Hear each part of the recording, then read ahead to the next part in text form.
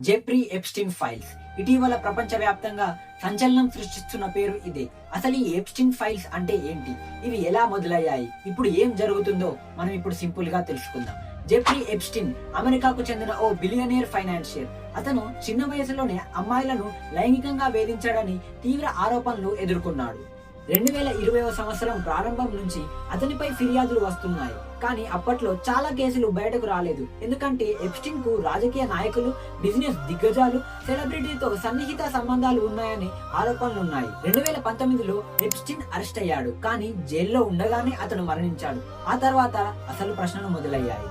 Epstein ఒక్కడేనా, లేదా ఇతర పెద్దవాళ్ళు కూడా ఉన్నారా? ఈ ప్రశ్నలకు సమాధానాలే ఎప్స్టీన్ ఫైల్స్. ఈ ఫైల్స్ లో ఏరోప్లేన్ లాగ్స్, కోర్ట్ డాక్యుమెంట్లు, బాధితుల వాగ్మూలాలు మరియు అనుమానాస్పద వ్యక్తుల పేర్లు కూడా ఉన్నాయి. ఇప్పుడు అమెరికా ప్రభుత్వం ఈ ఫైల్ను దిశల వారీగా బయటకు తీస్తుంది. అమెరికన్ కాంగ్రెస్ సభ్యులు కూడా ఈ డాక్యుమెంట్లను పరిశీలిస్తున్నారు. పూర్తి నిజం బయటపడుతుందా, పెద్ద పేర్లు వెలుగులోకి వస్తాయా అనేదే ఇప్పుడు ప్రపంచం మొత్తం చూస్తున్న విషయం. ఇది కేవలం ఒక కేసు కాదు, ఇది అధికారిక దుర్వినియోగంపై న్యాయం కోసం సాగుతున్న పోరాటం. ఇలాంటి అప్డేట్ న్యూస్ కోసం మా ఛానల్ ని ఫాలో అవ్వండి.